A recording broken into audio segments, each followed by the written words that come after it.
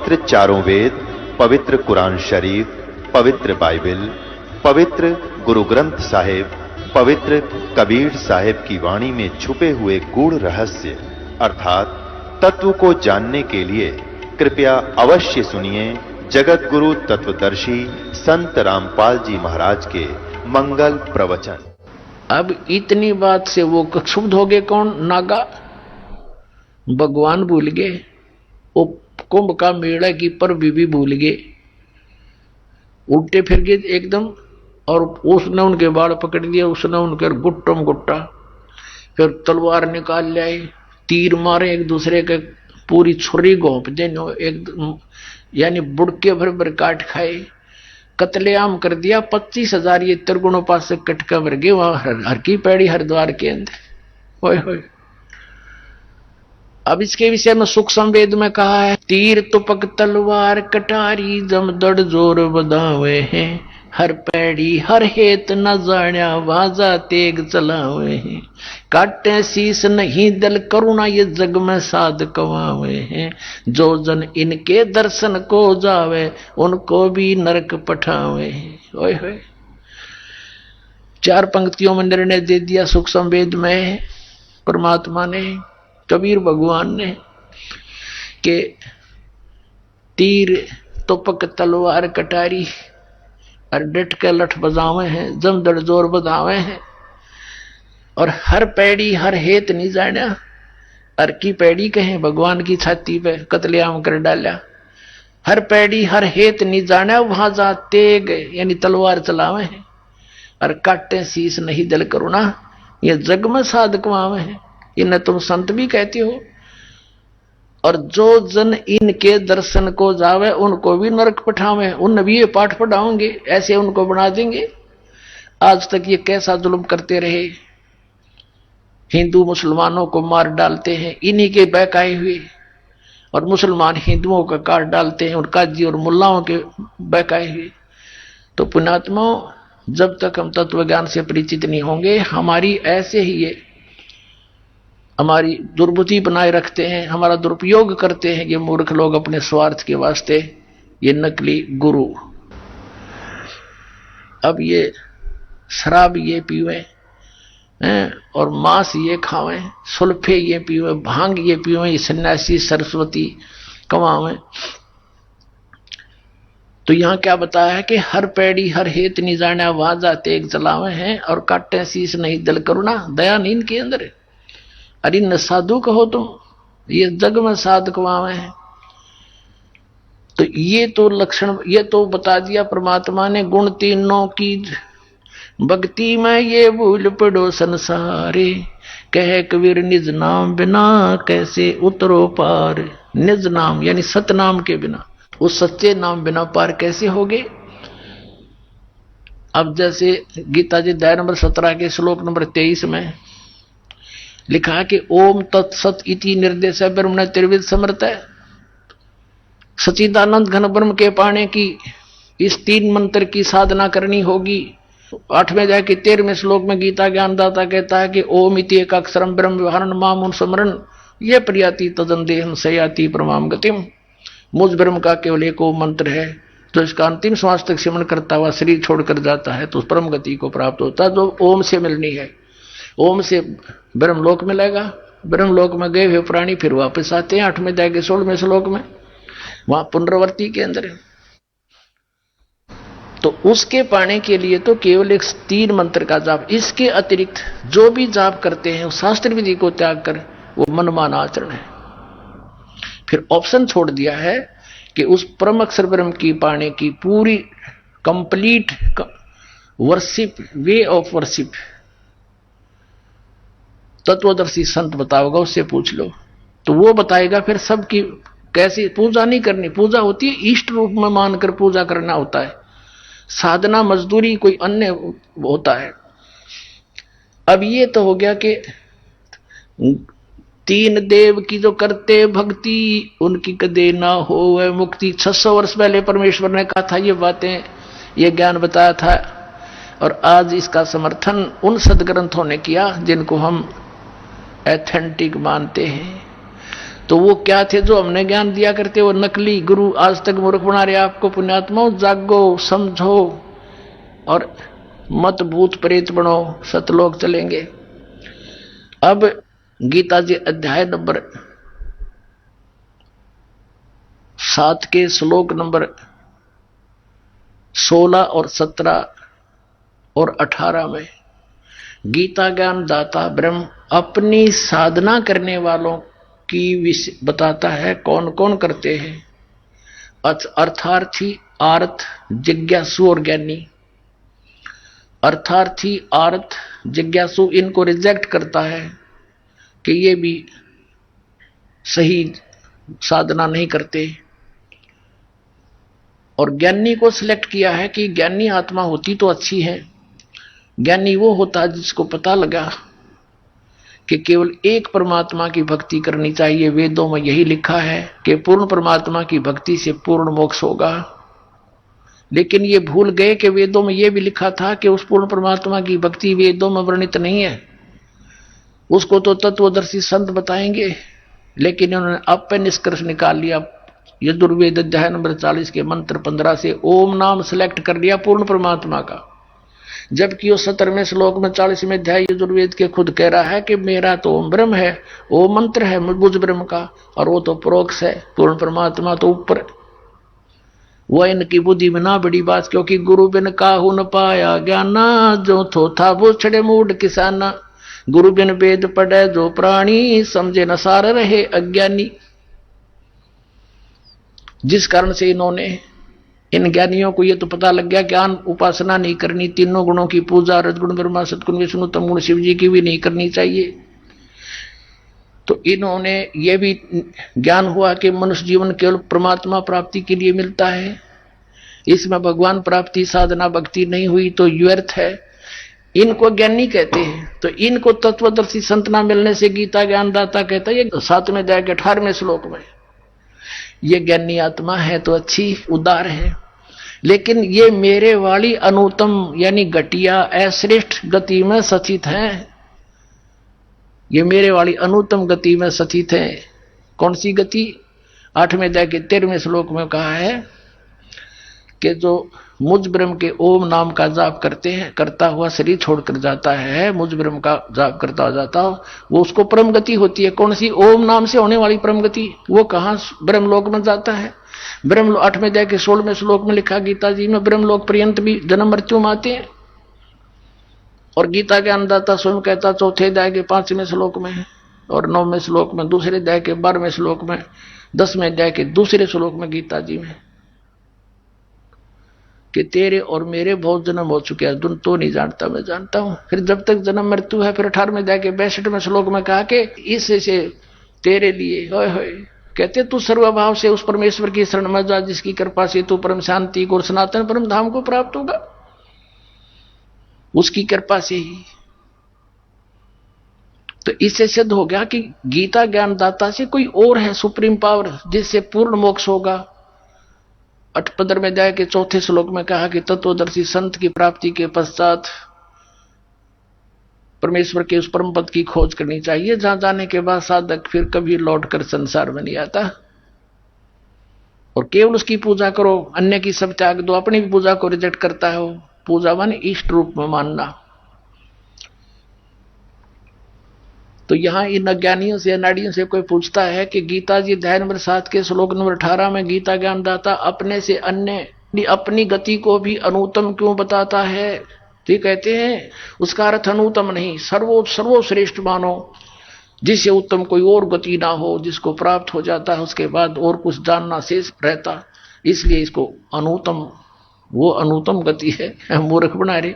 4ठी कक्षा के बालक ने पूछ ले, अगर इससे अधिक अच्छी कोई श्रेष्ठ गति नहीं होती, इनकी बात मान ले, तो ये 18वें अध्याय के 62वें श्लोक में कह रहा है कि उसकी शरण में जा, सर्वभाव से उस परमेश्वर की शरण में जा जिसकी कृपा से तो परम शांति को प्राप्त होगा। 8वें अध्याय के 5 और 7 में गीता ज्ञानदाता अपनी साधना बताता है, मेरी पूजा कर मुझे प्राप्त होगा। और 8, 9, 10 में उस परम अक्षर ब्रह्म की पूजा, पूर्ण परमात्मा की पूजा के लिए कहता, उसके लिए तत्वदर्शी संत खोज ले। 4थे अध्याय के 34वें श्लोक में कहा। तो इन अनाड़ियों ने कह भी पता नहीं गीता जी का। गीता जी में है कितने हरे कृष्ण हरे राम राधे श्याम सीताराम ओम नमः शिवाय फलाना धकड़ा, है कोई मंत्र ऐसा? मूर्ख बना रहे कितने दिनों से हमारे को। अब इसलिए इस गीता ज्ञानदाता ने कहा है कि मेरी साधना में ये लीन ज्ञानी आत्मा अनुत्तम गति में ही सचित रहे। अनुत्तम कैसी? कि जिससे जन्म मृत्यु बार बार होती रहे, वो अनुत्तम है। और जहां जाने के बाद फिर लौट कर नहीं आते, वो ब्रह्म साधना से प्राप्त नहीं हो सकती। इन ज्ञानी आत्माओं ने हठ योग किए, ओम नाम का जाप किया, वेदों से प्राप्त करके आन उपासना, किसी देव की पूजा नहीं की। और ब्रह्मा जी को जब ये कमल के फूल पर बैठा था, वहां सचेत हुआ, इसको बेहोश करके कोमा में रखा हुआ था, वहां सचेत कर दिया कमल के फूल पर बैठा के। ब्रह्मा जी कहते हैं मुझे नहीं मालूम है कहां से आ गया। तो आकाशवाणी कर दी इस काल ने कि तप करो तप करो। इसने सोचा यह आकाशवाणी पूर्ण परमात्मा की है, और करी थी इस काल ने। उसके बाद ब्रह्मा जी को वेद प्राप्त हुए। वेदों में कहीं पर भी हठ योग तप योग करना नहीं लिखा। तो इस ब्रह्मा के इस लोक वेद से कि मुझे आकाशवाणी हुई है तप करने की, हठ योग करने लग गई। ये ओम नाम का जाप वेदों से ले लिया, हजारों वर्ष तक डले डोते रहे। गीता अध्याय नंबर 11 के श्लोक नंबर 47-48 में कहता अर्जुन, ये मेरा रूप जो तूने देखा, ये असली मेरा रूप है। इससे पहले किसी ने नहीं देखा, किसी को प्राप्त नहीं हुआ मैं। और मेरे इस रूप की प्राप्ति अर्थात मेरी प्राप्ति न वेदों वर्णित विधि से, न तप से, न जप से, न किसी क्रियाओं से कोई नहीं कर सकता। इति सिद्धम कि वेदों में वर्णित विधि ओम नाम से और जो भी साधना क्रिया करते हैं यज्ञों से परमात्मा प्राप्ति नहीं से कुछ अन्य लाभ हो जाते हैं। वो लाभ इन ऋषियों को हो गए, सिद्धियां आ गई, एक दूसरे को ऊपर प्रभु पाकी के, किसी को भस्म कर दिया, किसी को जो है ना दुराशीष दे दी, जिस कारण से इनसे डरने लग गए। एक चुनक नाम के ऋषि थे, उसने ऐसे ही, वो ज्ञानी आत्मा उद्धार थे, हजारों वर्षों तक ओम नाम का जाप और हठ योग किया। लोक वेद हठ योग गीता जी अध्याय नंबर 17 के श्लोक नंबर 6 में जिसको रिजेक्ट किया है कि शास्त्र विधि को त्याग कर जो मनमाना घोर तप को तपते हैं, वो राक्षस सब अन्य प्राणियों को भी दुखी देते हैं। इस शरीर के अंदर मुझ ब्रह्म को भी क्रस करने वाले, दुखी करने वाले असुर स्वभाव के जान। अब देखिए भी बुरे बताए ज्ञानी आत्मा क्यों? उस चुनक ऋषि ने साधना की, भगवान मिला नहीं, सिद्धियां एटम बम बन गया। एक मानदाता चक्रवर्ती राजा था, पूरी पृथ्वी का शासन जिसका हो उसको चक्रवर्ती राजा कहते हैं। अब ये चक्रवर्ती राजा ये अपनी पृथ्वी पर ये देखना चाहते अपने शासन काल में कि मेरे अंतर्गत मेरे अधीन जितने नवाब हैं, राजा हैं, छोटे नरेश हैं, उन्होंने किसी ने मेरी प्रभुता, मेरी पराधीनता अस्वीकार तो नहीं कर दी है। इसलिए एक अश्वमेघ का घोड़ा छोड़ देते हैं अश्वमेघ यज्ञ के लिए, उसके साथ कुछ सैनिक भेज देते हैं, और राजा का पर्सनल हॉर्स होता है अपना घोड़ा, उसके गले में एक पंपलेट लगा देते हैं, लगा दिया कि राजा मानदाता राजा के पास इतनी सेना है, 72 करोड़ सेना है, और जिस भी राजा को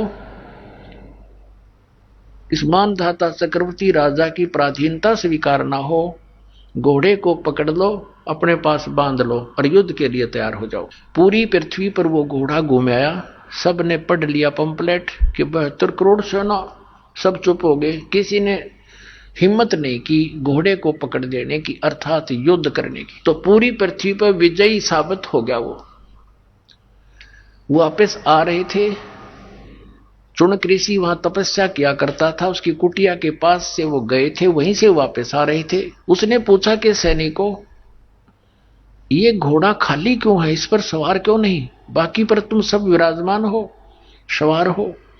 सैनिकों ने बताया कि ऋषि जी, ये मानदाता चक्रवर्ती राजा का घोड़ा है, इस पर कोई बैठ नहीं सकता। और तुम गए कहां थे? ऋषि ने पूछा कि हम पूरी पृथ्वी का चक्कर लगा कर आए, और ऐसे ऐसे हमारा उद्देश्य था। तो राजा ने कहा कि क्या किसी ने इस राजा का युद्ध नहीं स्वीकार किया? इतना प्रबल है ये। तो सैनिकों ने कहा कि हमारे राजा के पास 72 करोड़ सेना है ऋषि जी, और है किसी की हिम्मत उसकी जाड़ फोड़ दे हम। अब ऋषि ने सोचा, देखो बदकाल के हाथ में, पहले तो इनको एटम बम बनाता सिद्धियों से, गलत साधना शास्त्र विधि रहित मनमाना तप तपवा के, जैसे विष्णु जी कह रहे थे देवी पुराण में कि मैं पहले तो घोर तप को तपता हूं और फिर बैटरी चार्ज हो जा सिद्धि आ जा, फिर राक्षसों से लड़ता हूं, उन नरे राक्षसों को मार डालता है उसके बैड अकाउंट में हैं, और फिर जब ये विष्णु पद से रहित होगा, मरेगा, फिर इसको कुत्ते की योनि में, होय होय। ऐसा धोखा करता है अपने आत्माओं।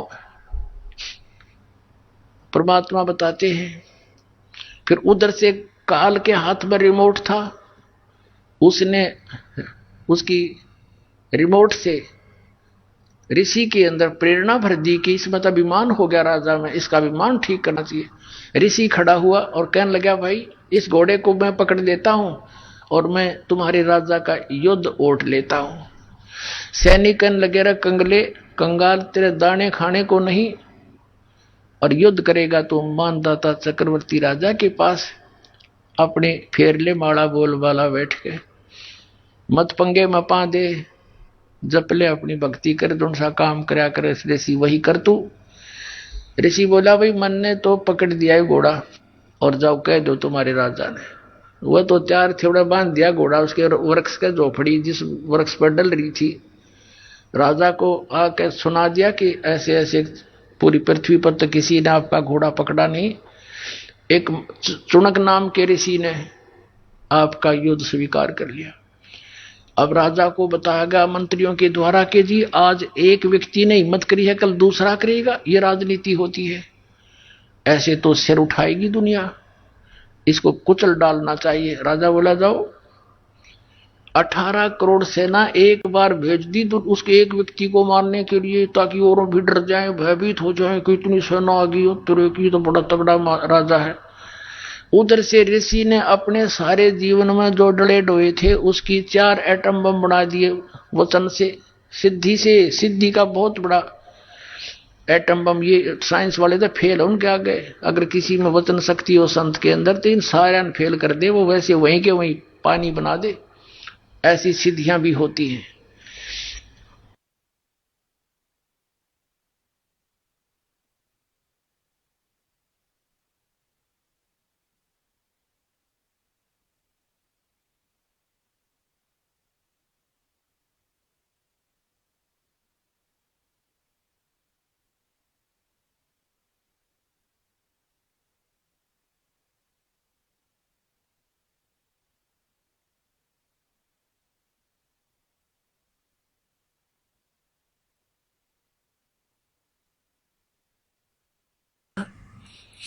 अब इसके बारे में सूक्ष्म वेद में बताते हैं, बैतरक सोनी खा गया ये चुनक ऋषि सुअर एक, दे धारे जोरा फिर ये सभी काल के बेख। हे भगवान, कबीर साहेब बुद्धि छोड़। परमेश्वर ने आके बताया कि ये 72 अक्षौणी 72 करोड़ सेना खा गया कौन? वो ऋषिवर, ऋषिश्वर, ऋषियों में भी श्रेष्ठों में भी श्रेष्ठ ऋषि के ये लक्षण है यहाँ के नकली ऋषियों के। इनको हम ऋषि कहीं तो राक्षस कहना चाहिए इनको। बता ऋषि का क्या मतलब? पंगा लेने का। वो अपनी भक्ति करे, राजा अपना काम करे, जाने तो करता रहे। तो ये राक्षस स्वभाव को धारण किए हुए ये ऐसे लोग हैं। और इसलिए गीता ज्ञानदाता कहता है मेरी साधना भी उत्तम नहीं अनुत्तम है, इसे कुकर्म करेंगे फिर ये बाद में इसको करके ने। अब क्या बताया भगवान ने, कबीर साहब ने, कि 72 अक्षौणी खा गया, कतलेआम कर दिया, इसे खा ली वो। और चुनक ऋषि ईश्वर एक, ये दे धारे मौत फिरे, जोरा माने मौत तुम न ऋषि को, ये तो चलते फिरते जल्लाद है, जल्लाद है। थोड़ा सा इन्हें छेड़ दे जब तेरा जो नाश होगा पहले। संतों के ये काम होया करें। कबीर परमात्मा आए थे, भगवान पत्थर मारे, डले मारे, तेल के उबलते हुए सरसों के कढ़ाई में डाल दिया, टुकड़े टुकड़े कर दिए, फिर भी खड़े पाए मालिक, और किसी को बद्दुआ नहीं दी। ये होते महात्मा। सर्वगुण संपन्न है कबीर परमात्मा। वो पूर्ण विद्वान वही थे, जगत गुरु वही थे, और तत्वज्ञानी तत्वदर्शी संत वही थे, विद्वान वही थे, और भगवान वही है। अब कहते हैं बेहतर सोनी खा गया वो तृण कृषि ईश्वर एक, ये दे धारे मौत पर है। ये जोरा जोरा माने मौत है, ये ऋषि दे धारे मौत पर है। ये सभी काल के भेख ब्रह्म तक की साधना की, इसे भेख माने टोल के टोल, झुंड के झुंड, ऐसे ऐसे। तो और फिर क्या होगा इसके साथ? ये ऋषि इसने ओम नाम का जाप किया और हठ योग किया। अब हठ योग से तप, सिद्धियां प्राप्ति, ओम नाम से ब्रह्म लोक प्राप्ति। ये ब्रह्म लोक में जाएगा, वहां देवता बन जाएगा। उसके बाद फिर ये पुनक्षीण होने के बाद फिर पृथ्वी पर आएगा, राजा बनेगा। राजा बनकर किधर शिकारी बनकर शिकार मारेगा, दुनिया जीव हिंसा करेगा। राजा एक दूसरे के साथ लड़के करेगा, यानी फिर कर्म फोड़ेगा। फिर इसको कहां भेजेंगे? नरक में ठोकेंगे। नरक भोगकर फिर पृथ्वी पर आएगा, फिर ये कुत्ता बनेगा, ये चुनक ऋषि। और इसके सिर में कीड़े पड़ेंगे, जख्म। और जितने ये जीव हिंसा करे थे बाणदाता चक्रवर्ती राजा के, वो कीड़े उसको चुन चुन कर खाएंगे। तो इसलिए गीता ज्ञानदाता 7वें अध्याय के 18वें श्लोक में कहता है कि ज्ञानी आत्मा है तो उद्धार। ये चले थे तो परमात्मा प्राप्ति के लिए, लेकिन इनको तत्वदर्शी संत ना मिलने से ये अपने आप निष्कर्ष निकाल कर एक दूसरे से सुन सुना कर और ये समर्पित हो गए मेरे पे। ब्रह्म कहता है काल, और मेरे वाली अनुत्तम गति में सचित रहे, यानी मेरे से जो इस ओम से, मेरी क्रियाओं से, ओम नाम के जाप से जो लाभ मिलना था वही तक गति हुई इनकी। और वो अनुत्तम गति है, अनुत्तम घटिया। अब इस तो गुंडी के घटिया होगी, सारे जीवन डले डोए, और फिर एटम बम बन गया बबूल का पेड़। आम के स्थान पर संत तो आम के पेड़ होने चाहिए, डले मानो उसको भी फल दे। और ये बबूल बड़ा हाथ ला दे तो गट जाए, उस बड़े ये की तरह। इनको ऋषि कहा करते थे हम, परमात्मा ने आंख खोल दी हमारी। तो इसलिए कहा कि ये है तो अच्छी आत्मा, लेकिन मेरे वाली अनुत्तम घटिया गति में सचित रहे। क्यों? क्योंकि इनको तत्वदर्शी संत ना मिला। इसलिए 18वें अध्याय के 62वें श्लोक में कहा है कि अर्जुन तू सर्वभाव से उस परमेश्वर की शरण में जा, उसकी कृपा से तू परम शांति और सनातन परम धाम को प्राप्त होगा। तो पुण्यात्मा, परमात्मा ने 600 वर्ष पहले कहा था, 3 देव की जो करते भक्ति उनकी कदे ना होवे मुक्ति। और आज इन सब सदग्रंथों ने समर्थन किया, Kabir is God, Kabir is God. बोलो सतगुरुदेव। परम पिता परमात्मा पूर्ण ब्रह्म सारी सृष्टि के रचनहार, पूर्ण परमात्मा सर्व सृष्टि रचनहार, ये कबीर साहब जी हैं, कबीर परमेश्वर जी हैं। ये हम सभी आत्माओं के पिता हैं। पूरी सृष्टि असंख्य ब्रह्मांडों के रचनहार हैं। पुण्यात्माओं, हम यहां काल के जाल में फंस चुके हैं। 21 ब्रह्मांड इस काल भगवान का शासन है, इसकी प्रभुता है 21 ब्रह्मांड में। एक ब्रह्मांड के अंदर 14 लोक और साथ में ये पृथ्वी लोक, स्वर्ग लोक, पाताल लोक और 88,000 खेड़े, ब्रह्मा विष्णु महेश, 88,000 ऋषि, 33 करोड़ देवता, 18 भार बनमाला, 96 करोड़ मेघमाला, 49 कोट पृथ्वी। ये एक ब्रह्मांड के अंदर सामग्री होती है। ऐसे ऐसे इस काल भगवान के 21 ब्रह्मांड हैं। इन 21 ब्रह्मांडों का भी फिर एक ही ग्रुप है। जैसे भारतवर्ष के अंदर प्रांत भिन्न भिन्न हैं और उनका मेन कंट्रोलर प्रधानमंत्री व राष्ट्रपति जी है, इन सभी प्रांतों को मिलाकर भी एक ही देश कहलाता है। ऐसे ही जानो इस काल के 21 प्रांत हैं और ये कंट्रोलर है। इसको सरपुरुष भी कहते हैं। हम इस काल के लोक में अपनी गलती से आ गए। हम सतलोक में रहा करते थे, जहां पर जरा और मरण नहीं है। जरा मीन वृद्धावस्था, बुढ़ापा, और मरण मृत्यु नहीं है। वहां पर किसी भी वस्तु का अभाव नहीं है। वहां कोई भी कार्य आपको नहीं करना पड़ता है।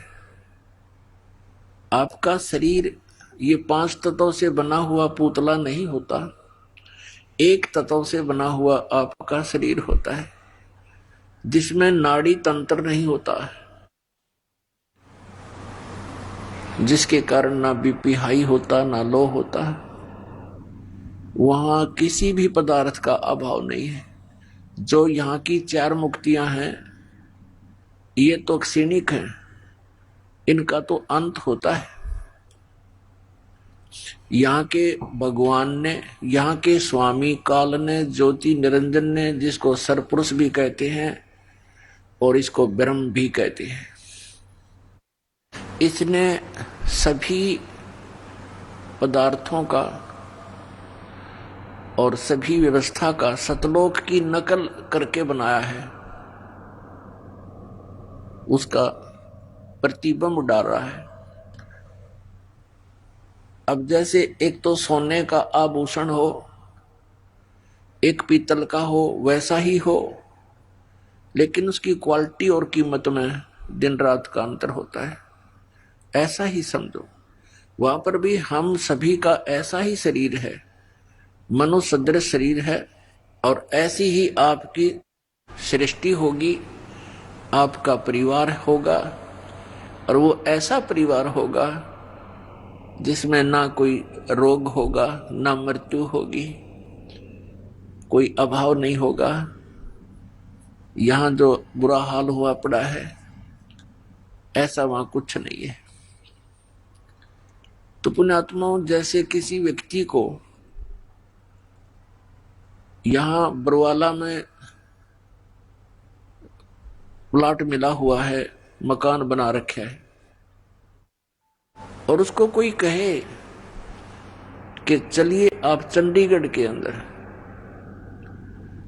और आपको वहां बढ़िया मकान दिलाते हैं और वहां रहिए, तो जिस व्यक्ति को वो तुलना का पता होगा कि वो बहुत अच्छा शहर है, बरवाला की तुलना में वहां सब सुविधाएं अधिक हैं, तो शायद ही कोई ऐसा होगा जो वहां ना जाने की इच्छा करे।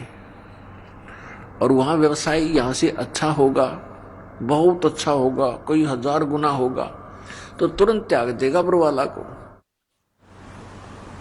तो जब तक आप जी का ये विश्वास नहीं होता कि सतलोक के अंदर ऐसा सुख है, तो आपकी इच्छा बन ही नहीं सकती। तो ये कहां से विश्वास हो, उसका कुछ आधार तो बनाना ही पड़ेगा आपने, कि हम इस आधार से तो मान सकते हैं कि वहां ये व्यवस्था है।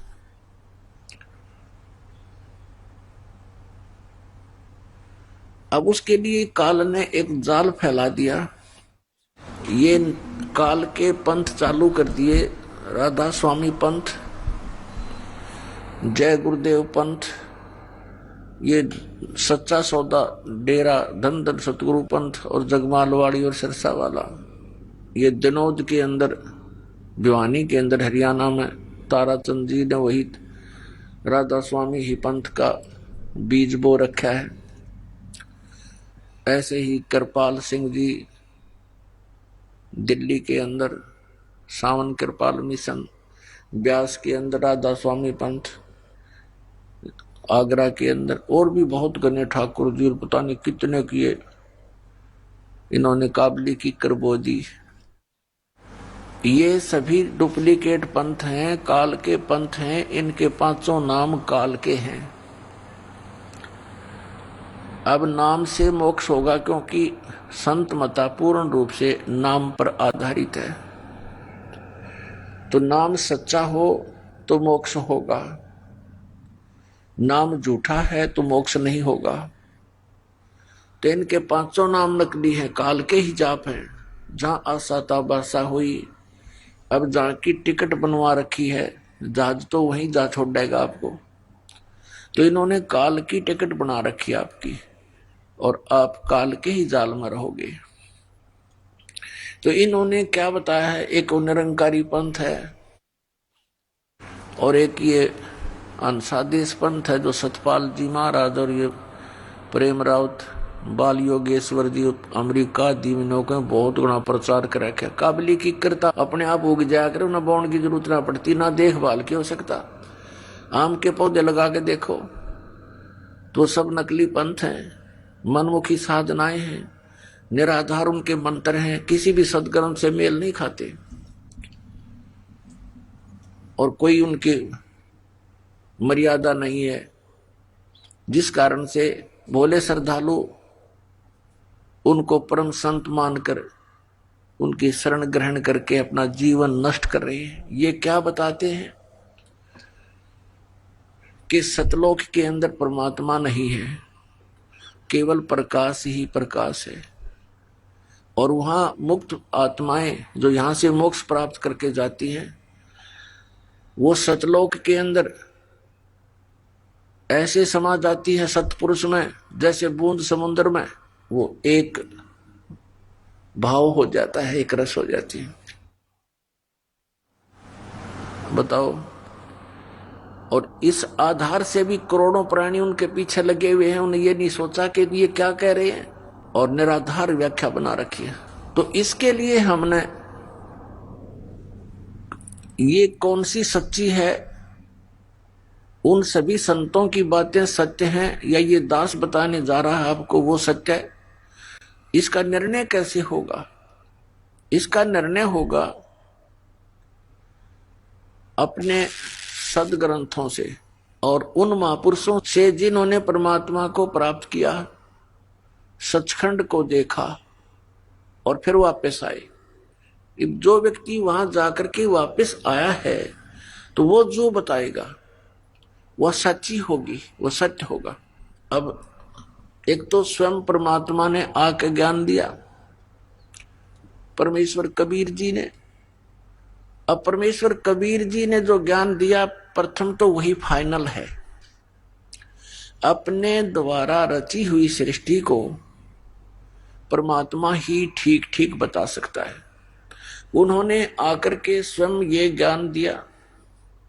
उसके बाद उस परमेश्वर ने हमारे लिए, परमात्मा ने कृपा की, हमें करतार्थ किया, उन महापुरुषों को सचखंड दिखाया, सतलोक, और फिर वापस छोड़ दिया, ताकि वो गवाह बने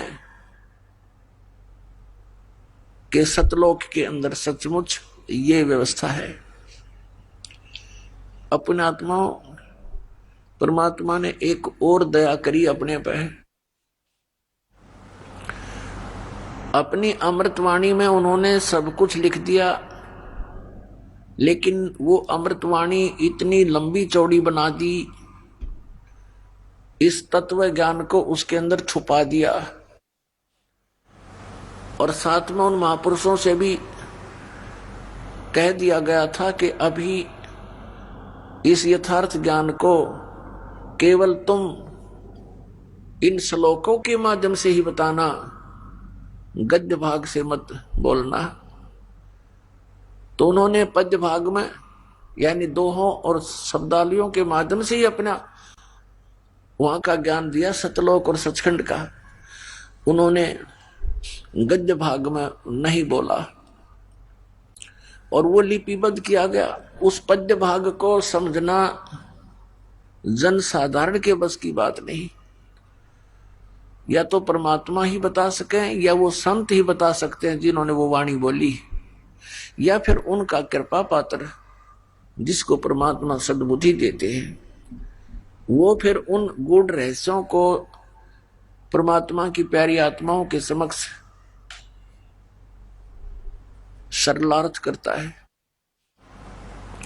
तो परमात्मा परमेश्वर कबीर जी ने हमारे ऊपर एक विशेष रजा बख्शी कि उस तत्व ज्ञान को इस समय तक ऐसे तरीके से लाए कि इन काल के दूतों को समझ में नहीं आई।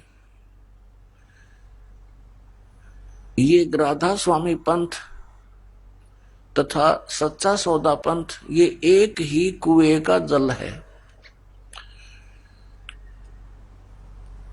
आगरा से श्री शिवदयाल जी से इस पंथ का ये प्रारंभ मानते हैं राधा स्वामी का।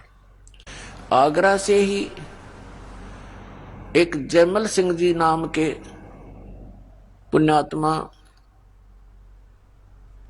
श्री शिवदयाल जी से दीक्षित हुए। फिर उन्होंने श्री शिवदयाल जी के मृत्यु के लगभग 11 वर्ष के उपरांत स्वयं ही व्यास नदी के किनारे पंजाब में एक डेरा स्थापित कर दिया, डेरा बाबा जयमल सिंह ब्यास पंजाब में। उसके उत्तराधिकारी हुए सावन सिंह जी। श्री सावन सिंह जी के शिष्य हुए श्री खेमामल उर्फ बलोचिस्तानी शाह मस्ताना, जिसने सच्चा सौदा सिरसा की स्थापना की।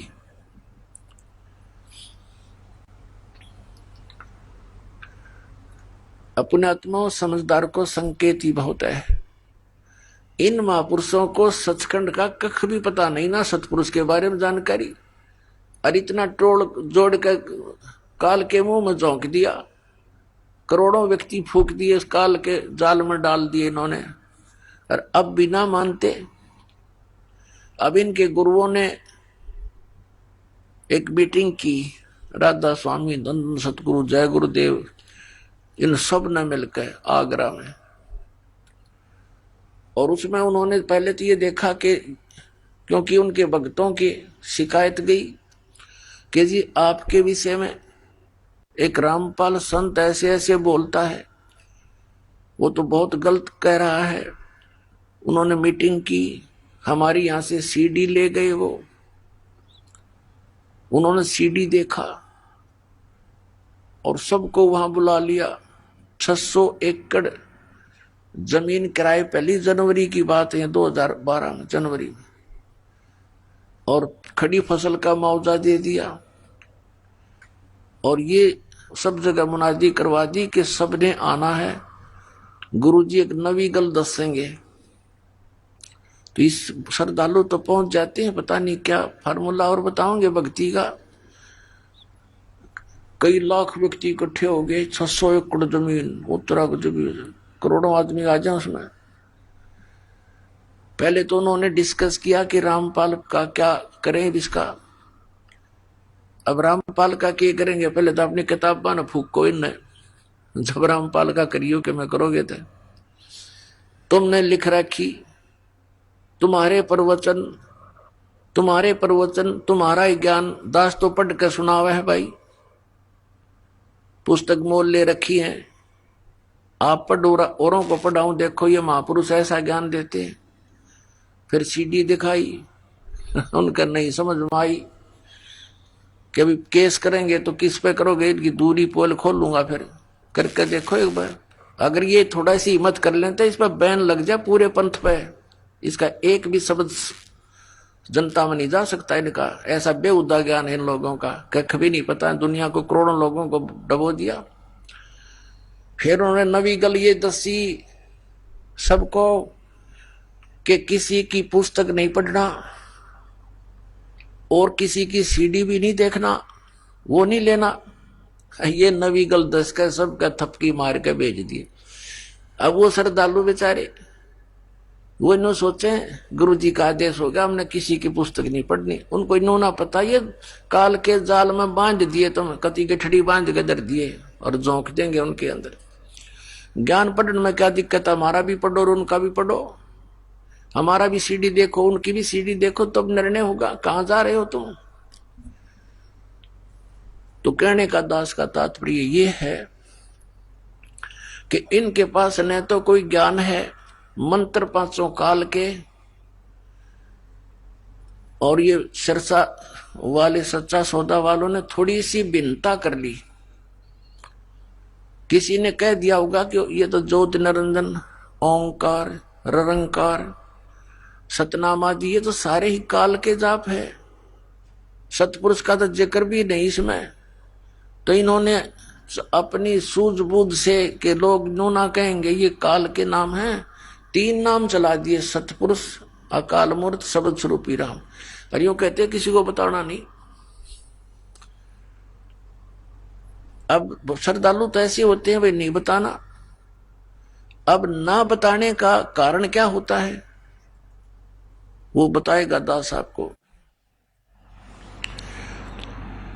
अब ये अकाल मूर्त, शब्द स्वरूपी राम और सतपुरुष ये तो एक ही परमात्मा के महिमात्मक वचन शब्द हैं और पर्यायवाची है। जैसे जल पानी नीर, जल पानी नीर।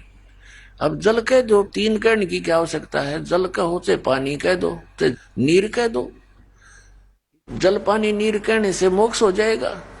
यानी सतपुरुष, काल मूर्त, शब्द स्वरूपी राम ये रटते रहो, नहीं। उसको तो हमने खोजना है, पाना है, जिसको सतपुरुष कहते हैं। जैसे जल है, जल को तो हमने पाना है, वो कितना आवश्यक है हमारे जीवन के लिए, तो वो कैसे मिले ये प्रोसेस अलग है, ये प्रोसीजर न्यारा है।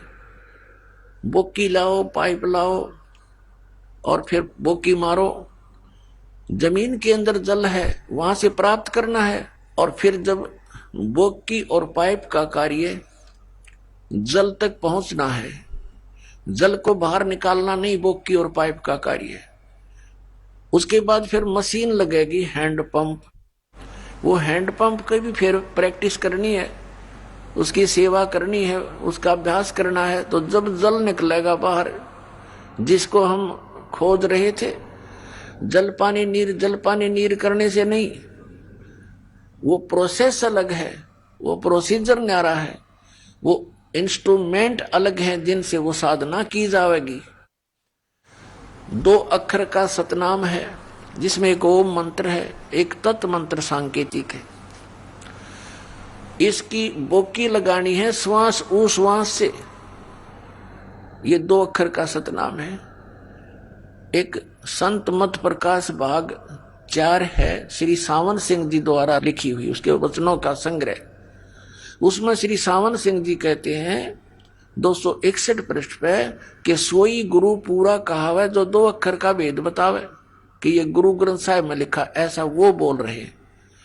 और फिर बताया है कि नानक साहब जी कहते हैं जे तू पढ़िया पंडित बिन 2 अक्षर बिन 2 नावा, प्रणवत नानक एक लंघाए जे कर सत समावा। नानक साहब जी कहते हैं कि हे पंडित, यदि तू 2 अक्षर के उस नाम बिना ते सारे ग्रंथों को घोट ले,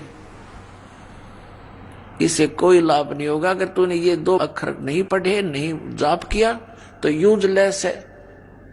फिर कबीर साहब का रेफरेंस दिया है कि कह कबीर अक्षर 2 भाग, होगा खसम तलेगा राख।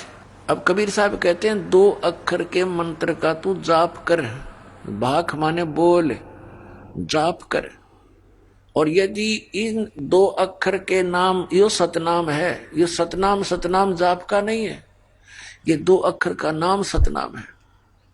और होगा खसम तलेगा राख, यानी इस नाम का अधिकारी इस पृथ्वी पर 21 ब्रह्मांड में, इस दास के अतिरिक्त कोई नहीं है 2 अक्षर के नाम को देने वाला। इनको पता ही नहीं, देंगे टट्टू ये।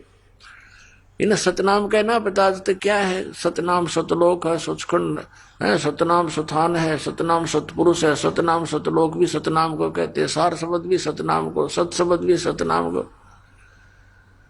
तो ये अधिकारी है ये, इनको कख भी पता नहीं किसी भी दात मार्ग का, और इतनी दुनिया को काल के मुंह में झोंक दिया। तो इसका देने का अधिकारी इस वर्तमान में इस दास के अतिरिक्त कोई नहीं था। और पहले इन महापुरुषों को मना कर दिया था जिनको ये सतनाम परमात्मा ने दान किया था। अब 2 अक्षर का ही सतनाम है, इसका अधिकारी से लिया हुआ जाप करोगे तो इसका समय आने पर आपकी रक्षा होगी और सचखंड प्राप्त होगा। लेकिन सार शब्द आदि नाम, जिसको सार नाम कहते हैं, सार नाम अर्थात आदि नाम के बिना फिर भी काम अधूरा। एक सतनाम एक सार नाम। सतनाम में 2 अक्षर है, एक ओम एक गुप्त। कबीर परमेश्वर जी कहते हैं कि सो हम शब्द हम जग में लाए और सार शब्द हमने गुप्त छपाए। अब ये सार शब्द जो है ये समझो हैंडपंप है, ये सार नाम हैंडपंप है। जैसे बोकी मार ली, पानी तक पाइप पहुंच गई, पाइप लोअर कर दी, डाल दी, फिर हैंडपंप लगाना पड़ेगा ऊपर और फिर उसको ऐसे, उसकी भी वो भी जाप करने का है, वो भी जाप करना पड़ेगा, फिर वो जल पानी नीर प्राप्त होगा।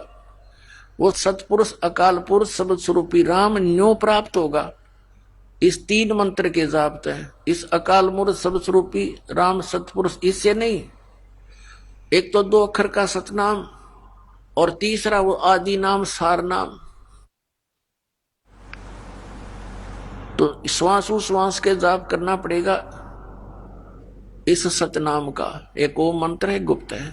आइए अब हम उन श्रद्धालुओं के अनुभव जानते हैं जो जगत गुरु तत्वदर्शी संत रामपाल जी महाराज जी से दीक्षा प्राप्त कर चुके हैं तथा उनके द्वारा बताए गए भक्ति मार्ग पर चल रहे हैं। नमस्कार सर।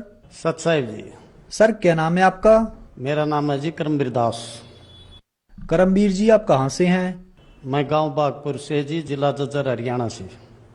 सर संत रामपाल जी महाराज से कब जुड़े आप? मैं संत रामपाल जी महाराज से जी सन 2004 में कबीर प्रकट दिवस पर। सर संत रामपाल जी महाराज से नाम उपदेश लेने से पहले क्या आप कोई भक्ति साधना भी करते थे? जी हमको किसी भी पंथ से नहीं जुड़े थे। एक गांव में दादा दुनियाड़ा की मंडी थी जी, वहां पर मंगलवार को जोत लगाते थे, प्रसाद चढ़ाते थे जी। वैसे मैं गुड़गामा भी गया, हमारे पास बेरी देवी का मंदिर है, वहां भी धोख मारते थे जी। मैन मतलब हम किसी की पूजा नहीं करते थे जी। सर जी उनकी हमें भक्ति का उनका ज्ञान ही नहीं था। हम देवी की पूजा करते थे, कढ़ाई करते थे, लेकिन देवी का असली मंत्र का भी नहीं पता था। तो उनसे लाभ क्या होता? हमें कुछ भी नहीं जी।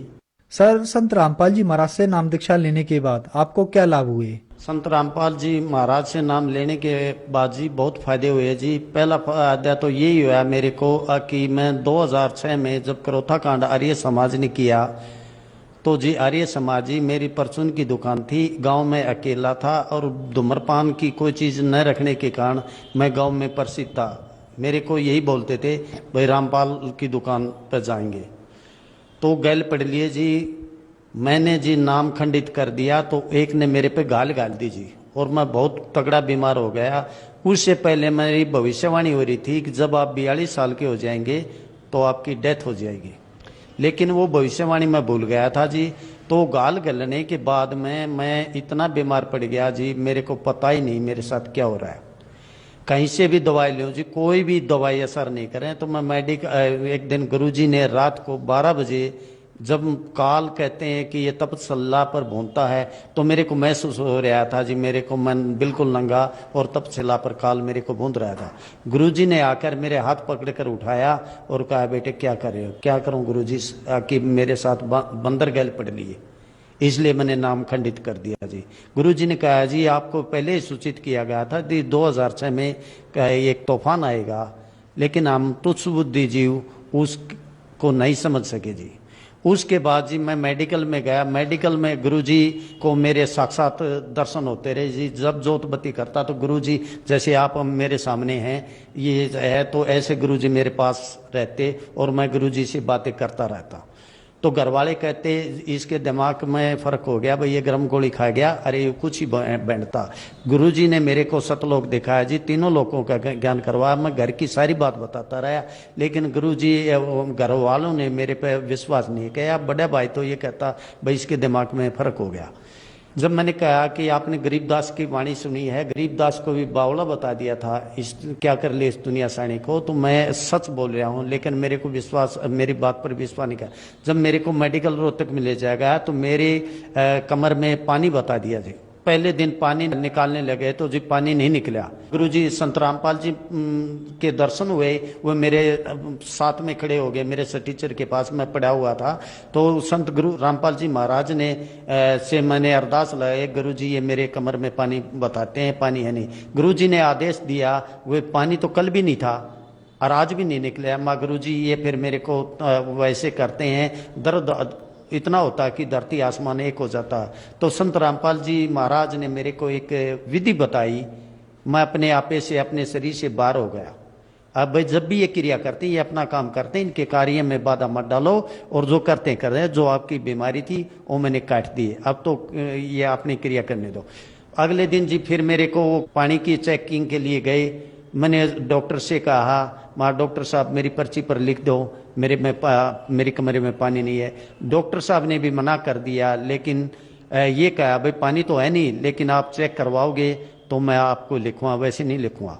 फिर मेरे गुरुजी संत रामपाल जी द्वारा बताई विधि मेरे याद आई, मैंने कहा जी निकाल लो। बेंच पर लेट गया और गुरुजी के ने जो विधि बताई थी संत रामपाल जी महाराज ने, उस विधि का मैंने स्मरण किया। तो उन्होंने पानी निकाला, पानी निकला नहीं। मेरे को पता नहीं मेरे साथ क्या हो रहा है। तो जब वो कहे, बड़ा भाई था, छोटा लड़का था जी, तो वो कहने लगे चल भाई उठ। तो मैं हंस रहा था, तो वो कहने लगे भाई कल तो तू किलकी मार के रो रहा था, आज तू हंस रहा है। मैंने उनको यही कहा, आज मेरे पास कोई शक्ति थी, मालिक मेरे साथ में खड़े थे, उन्होंने मेरे को ये दिया, मेरे को किसी प्रकार का भी कोई दर्द नहीं हुआ। अगले दिन जी मेरे को इसमें पीजीआई में रंगीन एक्सरा बोल दिया, टीबी बता दी। मैंने कहा जी मैंने आज तक केवल अन्न का नशा किया, मैंने धूम्रपान कोई भी नहीं किया, मेरे टीबी नहीं हो सकती। लेकिन डॉक्टर ने कहा अभी टीबी कमजोरी में हो सकती है। फिर गुरुजी के दर्शन हुए, संत रामपाल जी महाराज पल पल में मेरे साथ, मेरे को बिल्कुल साकार रूप में, जबकि समाज की नज़र में 2006 में गुरुजी जेल में थे, लेकिन मेरे पास, मेरे टीचर के पास ऐसे खड़े या मेरे परिवार का कोई सदस्य खड़ा। और गुरुजी से मैंने अरदास लगाई, गुरुजी ये मेरे टीबी बताते हैं। गुरुजी कहने लगे भाई आपको कोई भी रोग नहीं है, जो रोग था वो काट दिया। लेकिन मैं कहने लगा गुरुजी मेरा एक्सरा उतरेगा और मेरा ये अब ये चेक करेंगे, तो गुरुजी ने साफ मना कर दिया। मैंने कहा गुरुजी आप मना कर रहे हैं, मेरी पर्ची अंदर जारी है और मेरा नाम आने वाला है अभी। संत रामपाल जी महाराज कहने लगे कि आपको मेरे पर भरोसा है? माँ जी हाँ पक्का भरोसा, तो मेरे पर विश्वास रखो, आपका एक्सरा नहीं उतरेगा। थोड़ी देर बाद मेरा नंबर आया तो मेरे को पुकारा, मैं अंदर गया तो मेरी पर्ची वापस दे दी और कहा आपका एक्सरा नहीं उतरेगा। बड़े भाई ने डॉक्टर से कहा कि जी हम लाइन में लग रहे, इस मरीज को लेकर आए और जब आपको पर्ची जमा करी, ये पर्ची उसी की एक्सरा के लिए ही जमा करी थी। मैंने अपने बड़े भाई को बता दिया कि संत रामपाल जी महाराज ने मेरी पर्ची पर जो लिखा था वो अक्षर बदल दिए, अब मेरा एक्सरा नहीं होगा। लेकिन वो विश्वास ही नहीं कर रहे थे, मेरे को किसी प्रकार की भी कोई दवाई वहां नहीं मिली। और गुरुजी ने मेरे सामने जब मैंने अपनी धूप बत्ती करी तो गुरुजी मेरे संत रामपाल जी महाराज मेरे पास आते, मैं गुरुजी से 1-1.5 घंटा बातें करता रहता रोज और फिर आ जाता। तो गुरुजी ने कहा मैं भाई असली जो पक्का इलाज तो तुम्हारा नाम खंडित है, आश्रम में आओगे जब ही कटेगा। लेकिन मैंने घर वालों से कहा मेरे को बरवाड़ा आश्रम में ले चलो, गुरुजी 12 आ चुके हैं और मेरा पक्का इलाज वहीं से होगा। अब तो उन्होंने अपनी पावर से, अपनी शक्ति से मेरे को ठीक किया, लेकिन परमानेंट इलाज, मेरी जिंदगी का इलाज तो वहीं से संत रामपाल जी महाराज से दोबारे नाम लूंगा, आशीर्वाद से ही पक्का इलाज होगा। मैंने बड़े भाई साहब से कहा अक भैया ऐसी बात है, आज मेरे को आप किसी अच्छे डॉक्टर के पास ले चलो जहां मेरे चेकिंग हो जाए। तो बड़े भाई साहब ने ऐसे ही बोला अक भाई देखो झाड़े झपटे में कुछ नहीं है, डॉक्टर का काम तो डॉक्टर ही करेगा। मेरे को दुख हुआ कि आप ऐसे ही कैसे कह दिया कि वहाँ झाड़े झपटे, वहाँ किसी भी प्रकार का कोई भी गंडा डोरी या झाड़ा झपटा या पाखंड नहीं है। वहाँ तो सत भक्ति बताई जाती है और सत भक्ति से ही हमारे रोग दूर होते हैं। फिर भाई साहब ने कहा आप कौन से डॉक्टर, तो बेरी में एक बड़ा डॉक्टर था, उसके पास गए। उसने चेकिंग करते करते समय मेरी नाड़ी छूट जाती थी, तो उन्होंने कहा भाई जल्दी से जल्दी इसको पीजीआई रोहतक ले जाओ। भाई ने कहा कि चलो भाई गाड़ी करके ले आओ। मैंने उसकी आवाज़ सुनी तो मैंने भाई को मना कर दिया, भाई रोहतक ले जाने की कोई आवश्यकता नहीं। सुबह मैंने कह दिया भाई गुरुजी के पास, संत रामपाल जी के पास बरवाला आश्रम में हमें जाना। तो हम बरवाला पहुंच गए जी। बरवाला पहुंचने के बाद उस दिन आर्य समाज ने वहां भी अपना वो रख रखा था। तो भाई डर गया और मेरे से धीरे से बोला, भैया मेरे को तो आश्रम का पता नहीं और आर्य समाज का धरना यहाँ भी है, बताओ क्या करें। मैंने कहा गुरुजी ने गाड़ी भेज दी है या किसी प्रकार का कोई भय नहीं है, गाड़ी आने, मेरे को आश्रम से गाड़ी आती दिखाई दे रही। भाई ने फिर भी छो में आके कहा हाँ तेरे लिए गाड़ी भेजेंगे, तेरे अकेले के लिए। मैं कहा मेरे में लिए नहीं, पूरी संगत के लिए गुरुजी संत रामपाल जी महाराज वाहन भेजते हैं और कोई किराया नहीं लेते। और जब मैं उनका शिष्य हूं तो मेरे अकेले के लिए भी गुरुजी गाड़ी भेज देंगे, उन्हें कोई किसी प्रकार का वो नहीं है। इतने बात कही थी, इतने में मेन गेट पर गुरुजी का बड़ा पोस्टर लगा गाड़ी पर और गाड़ी आए और मैंने उसकी तरफ इशारा करते हुए देखो वो आ चुकी है। हम बैठकर आश्रम में चले गए और गुरुजी से मिले। गुरुजी से मैंने यही अरदास लगाई है, मालिक अपने चरणों में रखना मालिक। गुरुजी ने कहा भाई हमने कहीं आपको कैसे दूर कहा, आप ही दूर भाग गए, तो मेरी गलती हो गई गुरुजी, भविष्य में आप मेरे को अपने चरणों में ही रखना। उसके बाद किसी प्रकार का कोई रोग मुझे नहीं लगा।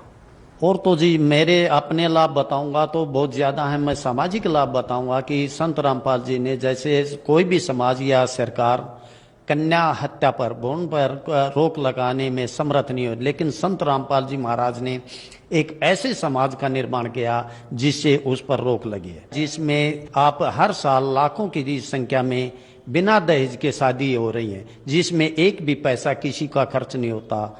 तो संत रामपाल जी महाराज ने पता नहीं कितने लाखों करोड़ों परिवारों को नशे से मुक्त करवा दिया। तो उनमें नशे की भी और दहेज लोभ की भी आदत नहीं है। तो हमारी बहन बेटियां वहां शादी करके अपना गृहस्थ बहुत अच्छी ढंग से बिता रही हैं। दूसरा जी भ्रष्टाचार को खत्म किया। संत की कोई भी सरकार ये कहती है भाई रिश्वत नहीं देना, रिश्वत नहीं देना, नहीं, इस काम में कोई भी कामयाब नहीं हुआ। लेकिन संत रामपाल जी महाराज ने एक ऐसे समाज का निर्माण किया जो न तो रिश्वत देंगे न लेंगे, यहाँ तक कि सहयोग भी नहीं करते और आपस में किसी की आर्थिक सहायता करते भी हैं। तो संत रामपाल जी महाराज के शिष्य ब्याज के रूप में एक पैसा भी किसी से नहीं लेते, फ्री में केवल मूल ही लेते हैं। ऐसे स्वच्छ समाज से हमारे समाज को बहुत ही सभी को फायदा हुआ जी। सर भक्त समाज को आप क्या संदेश देना चाहते हैं? मैं भक्त समाज को यही संदेश दूंगा जी, पूर्ण परमात्मा पृथ्वी पर आ चुके हैं, उनसे नाम लेकर अपना जीवन कल्याण करवाए। जो हमारा सबसे भयंकर रोग है जन्म मृत्यु का, उससे छुटकारा पाए। आज तक सभी पाखंडियों ने मोक्ष की विधि बताई है, लेकिन कोई भी मोक्ष की असली विधि नहीं बता सका। सर संत रामपाल जी महाराज से कैसे जुड़ सकते हैं? संत रामपाल जी महाराज से जुड़ने के लिए टीवी में प्रोग्राम आता जी, उसे पीली पिट्टी पर नंबर आते हैं, आप नंबर से भी संपर्क कर सकते हैं। या सेवा चल रही है, पुस्तकों में नंबर है, आपके उन नंबरों पर कांटेक्ट करो जी। आपके पास जो भी निकट होगा आपको वहीं नाम दीक्षा मिल जाएगी जी। धन्यवाद जी। सत साई।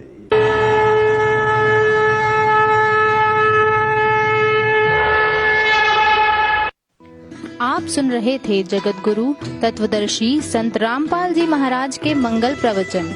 अधिक जानकारी के लिए संपर्क करें 8222880541 822228